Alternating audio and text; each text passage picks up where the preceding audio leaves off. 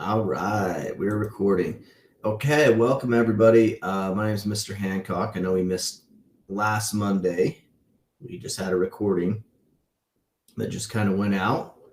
But thank you guys for jumping on this lesson. We'll have, as long as I'm available and stuff, we'll have a lesson every Monday at 1:15.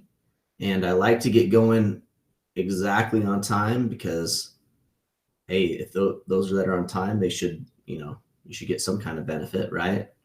And then I am recording it, so those that miss it, you can always catch the recording. I will throw that in the course there. So this class is personal finance. What I'm going to do, let me go through a couple things real quick. So first, just be warned, I guess this lesson is being recorded. And then also virtual expectations. As we're on the lesson here, I do have a Nearpod link that I put in the chat. So I'm just going to put that in the chat again for some of you that may not have caught it. If you can follow along with that, that's great. If you're unable to, like you're on a phone or something like that, you can't. So if you just want to respond via chat, that just helps me know that you're listening and all that stuff. So my expectations are: one, follow on with the Nearpod lesson, use the chat tool respectfully and appropriately, and then also respond to questions and instructions the first time. So today what we're going to do, we're going to go over cost of living and bunch of personal finance stuff.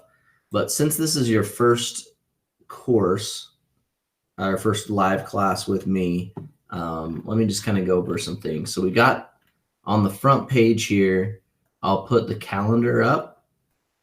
And so as you can see, this week, October 30th, it's today. Tomorrow's Halloween. Hopefully you're going to go have some fun there. And then the 3rd. So this week we have quizzes 6 through 13 that are due. You should just be able to click right on these and it'll take you to where you need to go. And then the live lesson, the recording, I'll post right there. So that's an easy way to kind of see what things are at. You can also look over here to see what was kind of what's due and what's coming up. As you look through the content here, so I have these broken into 5 units, and then there's modules within each side, within each unit. And as you can see, the first week you were supposed to do quizzes, watch videos 1 through 5, and do quizzes 1 through 5. If you haven't done that yet, that's okay. Just go back, get that done. And the quizzes are set up that you can do them as many times as you want in order to get the score you'd like, right? So if you don't get necessarily the right answer the first time, feel free to go back and take another stab at it and see what you get. So this week we'll do module 3 and then module 4, which is in unit 2 right there. Okay. All right. So what we do in these lessons is I just kind of go over briefly of what you'll be going over. A lot of the content's already available in those little mini lessons that you'll watch. Okay, so where you should be in the course, I think we already talked about that. So just so you can see what it's like, these quizzes, here's going to be, or one of the videos, here's one of the videos and what it will look like. So we're just going to play this video and then we'll kind of discuss things going on there.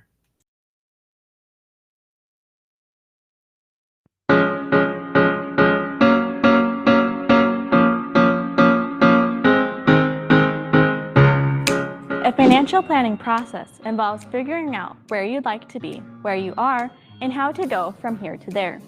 More formally, a financial planning process means the following: defining goals, assessing the current situation, identifying choices, evaluating choices, choosing, assessing the resulting situation, redefining goals, identifying new choices, evaluating new choices, choosing, and assessing the resulting situation over and over again.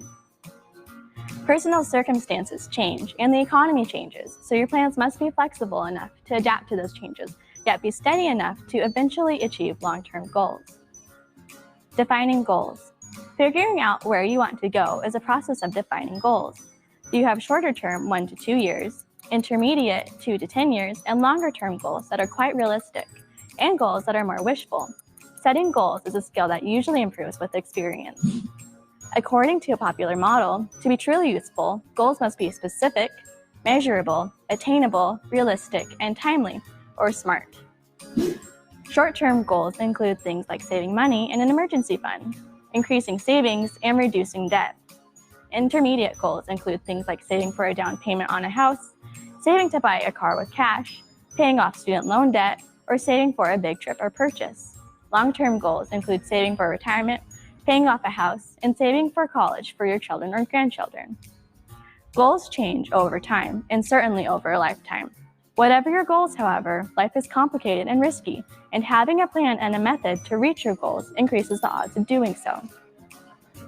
For example, after graduating from college, Alice has an immediate focus on earning income to provide for living expenses and debt from student loan obligations. Within the next decade, she foresees having a family. If so, she will want to purchase a house and perhaps start saving for her children's educations. Her income will have to provide for her increased expenses and also generate a surplus that can be saved to accumulate these assets. In the long term, she will want to be able to retire and derive all her income from her accumulated assets, and perhaps travel around the world in a sailboat. She will have to have accumulated enough assets to provide for her retirement income and for the travel.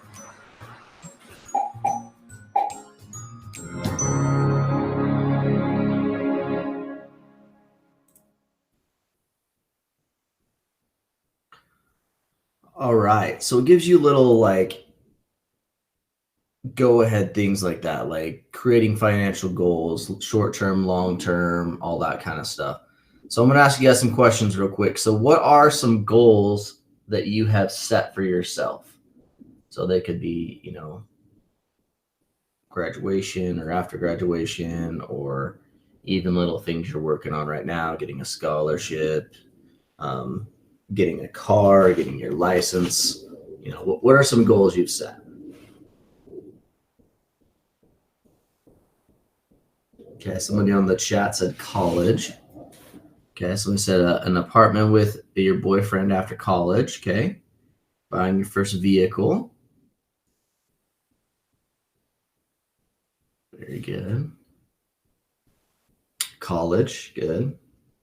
Graduating this year and getting your cooking degree. Okay. Perfect. You all love to eat.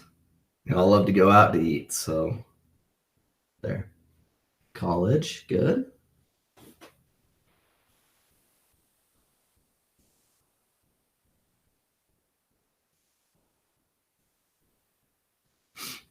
Okay, so all of these different things, they require planning and being able to kind of get things done, right? Meeting different, maybe short-term goals, tasks.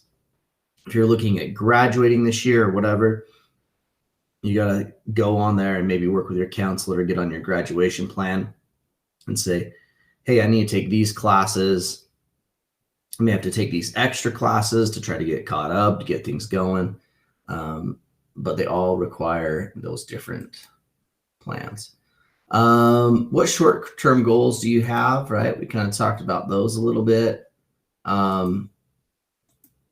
Let's watch this other video, and then we're going to discuss a little bit more on some other aspects that are variables you got to take into consideration when you're thinking about all of these different financial choices and life choices that you need to make coming up.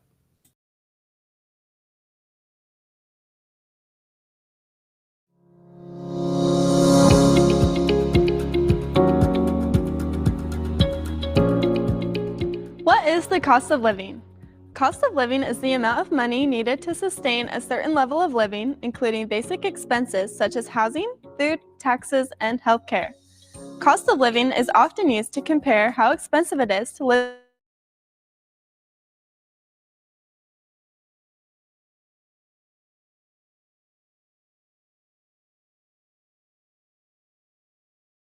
in regions.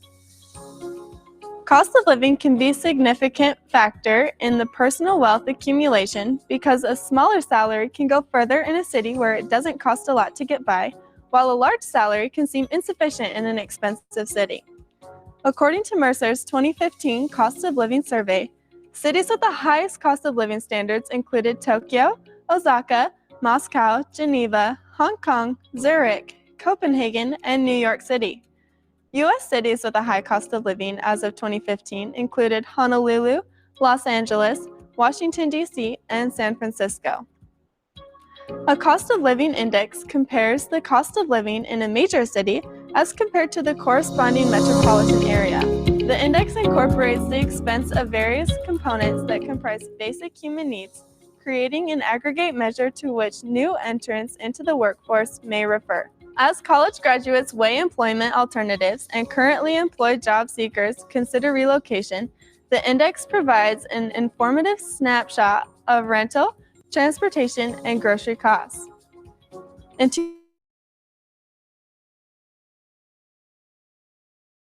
Contains the highest cost of living in the Americas. Rental costs in San Francisco are about 3% higher than in New York, and food prices sit 22% above corresponding levels found in New York. By contrast, the citizens of Reno, Nevada enjoy a cost of living approximately 43% below that of New York residents when analyzing basic expenses on an aggregate basis. For a family with 2 adults and 2 children, the average cost of living in the United States hovered around $65,000 per year in 2015.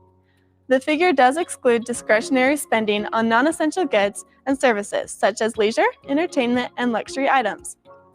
The debate over raising the U.S. federal minimum wage is deeply rooted in the disparity between the lowest wage allowed by law and the earnings needed to maintain an adequate cost of living. Proponents of a minimum wage hike found that productivity levels of workers increased since 1968 as unequally correlated to the minimum hourly rate of pay in 2012. As the minimum wage once tracked the increase in productivity, the divergence between earnings and worker efficiency have reached historically disproportionate levels. By contrast, opponents of a minimum wage increase contend that a raise could spur higher consumer prices as employers offset rising labor costs.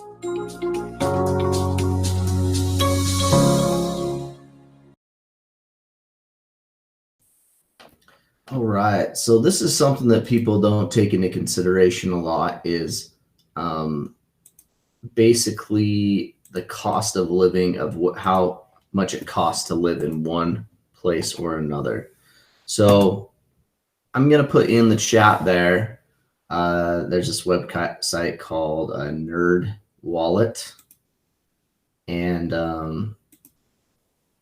in this, what it will do is you can take a place where you're at. So the closest one I'm closest to is Ogden, the closest city. And let's say I wanted to move. The average income in the United States is actually $65,000 a year, or household income. And so let's say I wanted to move, of course, somewhere, I'm thinking somewhere warm right now because it's cold outside. So if we talked about Miami, right, it's telling me right here, if I move to Miami, in order to have the same style of life I'm having there, I would have to make $78,835. Okay. So as you can see, there's some areas where if you move to there, the cost of living is going to be higher. And once you click on these, it's going to tell you what is higher and what is not higher. Okay. So for example, your food cost is 27% higher in Miami than it is in Utah. Your entertainment costs are 5% higher. Your healthcare costs are 6% higher, and your transportation is 1% higher. But there are some areas, like if you look at, if you're trying to find a cheaper place to live, because Utah is actually becoming really expensive to live. If you, I think places like Alabama just popped up right here. You can see the cost of living is lower, 21% lower, right? You got lower transportation, lower housing. Housing seems to be the most. See the average home in Utah is $453,000, while the medium one in Alabama is $361,000. Okay. So what I want you to do right here is go to that NerdWallet web.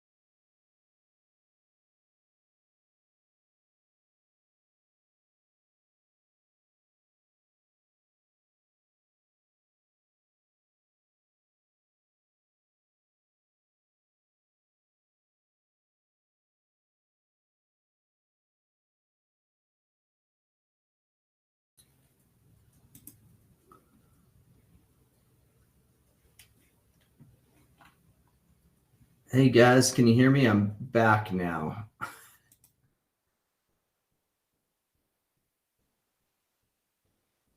All right. Sorry guys. I think, did everybody go off? Did everybody's like internet kind of crash there for a second?